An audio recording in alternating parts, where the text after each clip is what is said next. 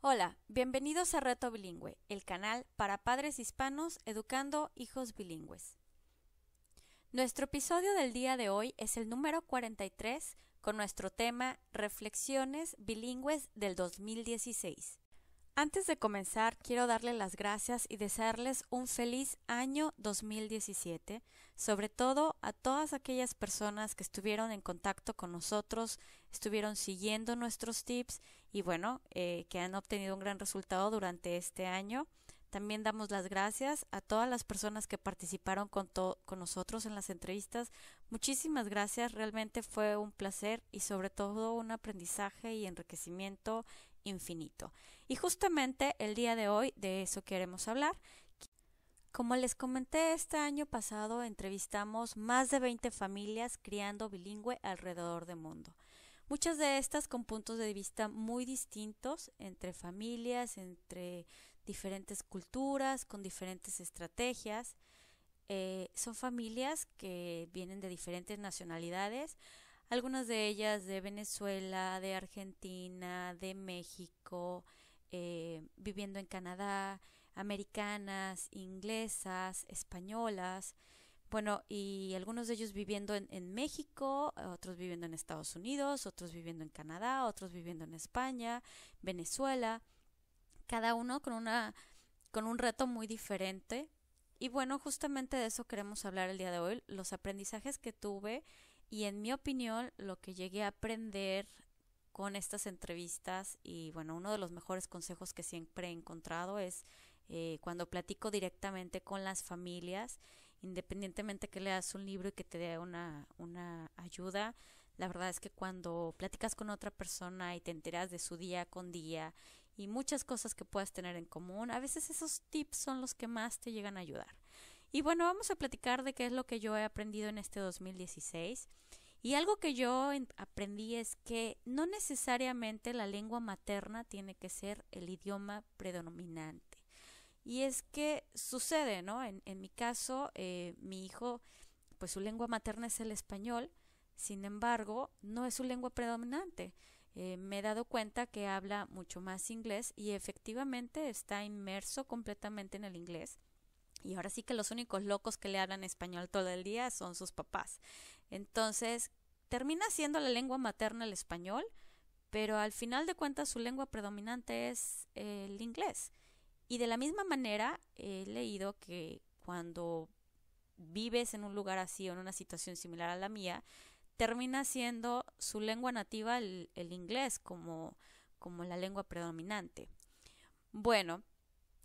También me di cuenta que hay niños menores de 5 años en el mundo que pueden hablar hasta 7 idiomas sin ningún problema. Y hubo el caso de una niña rusa que nos demostró que podía hablar diferentes idiomas y con unas habilidades espectaculares. La verdad es que no todos los niños obviamente tienen esa inquietud por aprender los idiomas, pero cuando tienes a un niño con ese potencial, pues qué mejor de estarlo apoyando y motivando. Y es un mito aquel que dice, es que se van a confundir, se van a revolver, y es una prueba más de que millones de niños son bilingües o trilingües o multilingües. Y en el caso de esta es una niña que salió a la luz este año pasado en unos videos en una televisión de televisión rusa y nos demostró que podía tener habilidades de aprender 7 idiomas simultáneamente.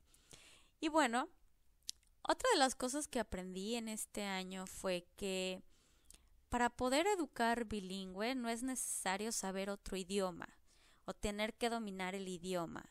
Nuestros hijos pueden aprender de ello independientemente si sabes o no.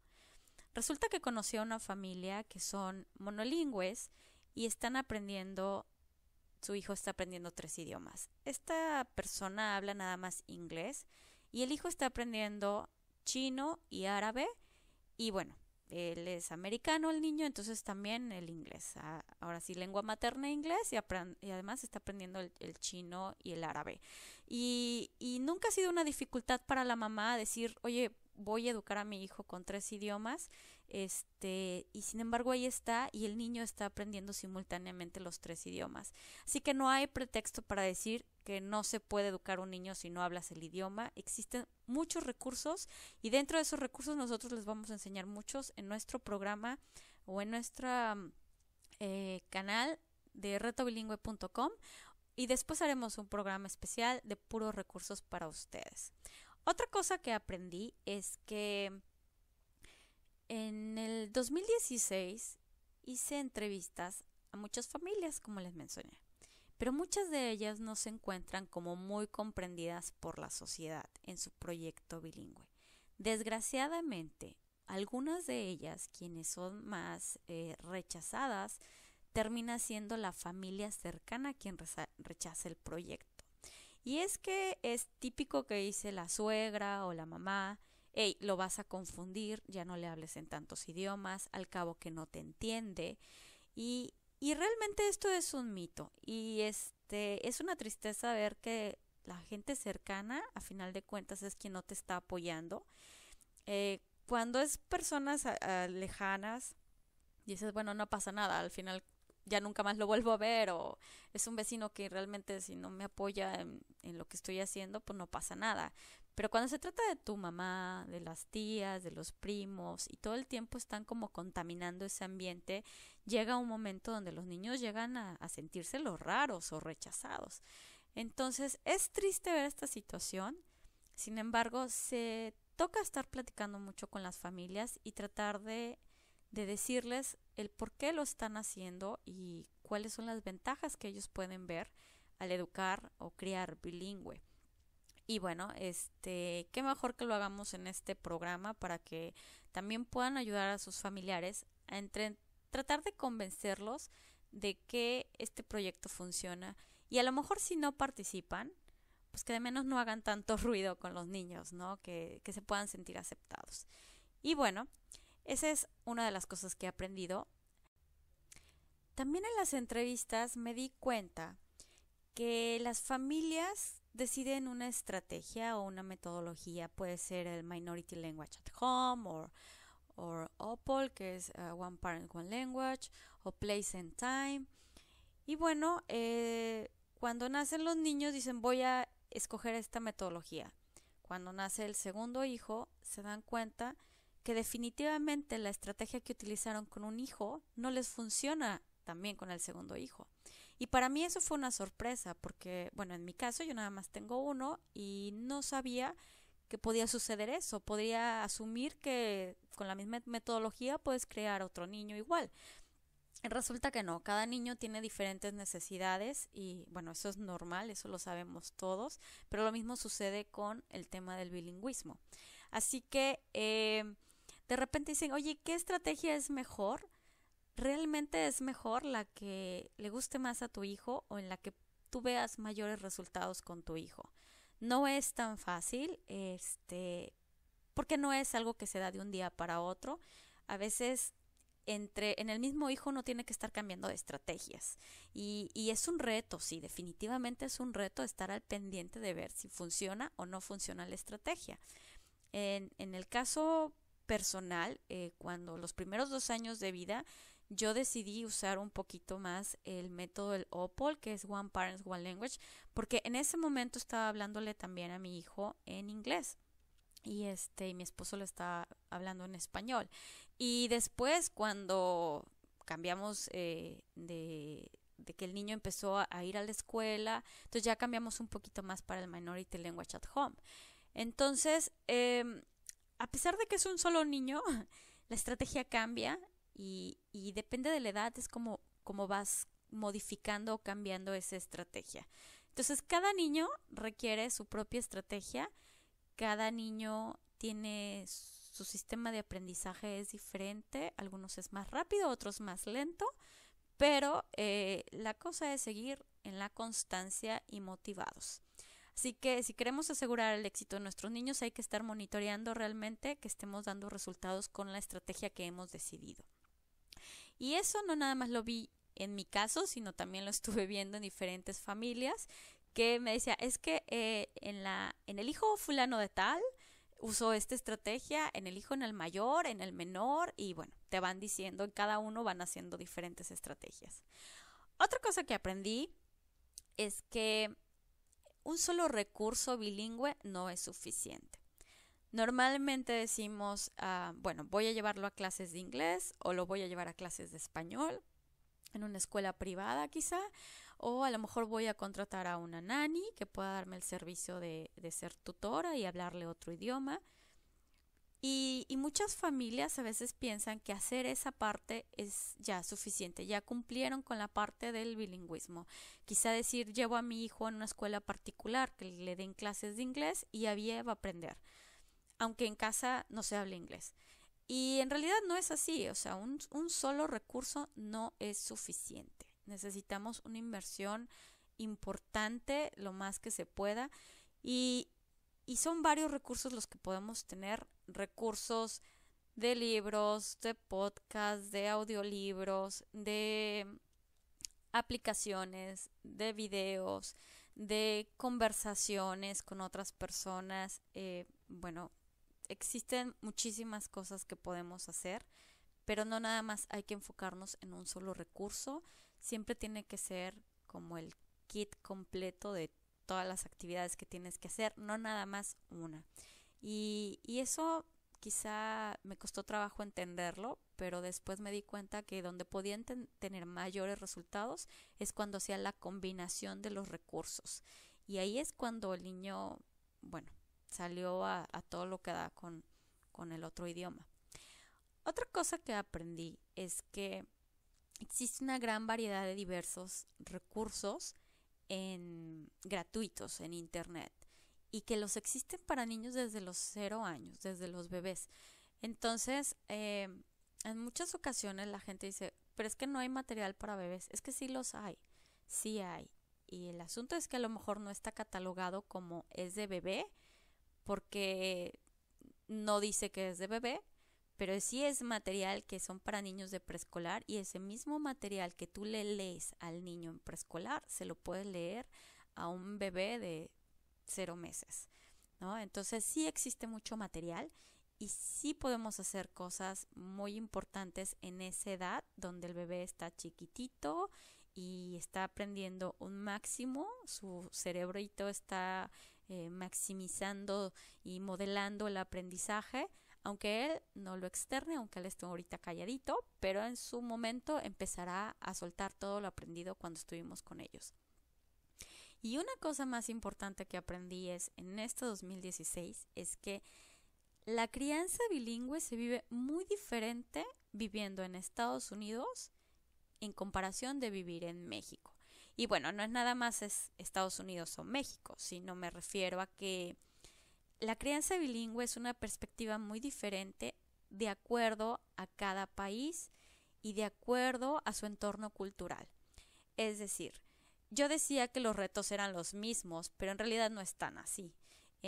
Por ejemplo, en Estados Unidos hay una diversidad cultural bastante grande y es muy común que si tú te subes a un transporte público escuches conversaciones en diferentes idiomas al mismo tiempo, porque puedes ver la familia china, la familia de los árabes, la familia de los latinos hablando español.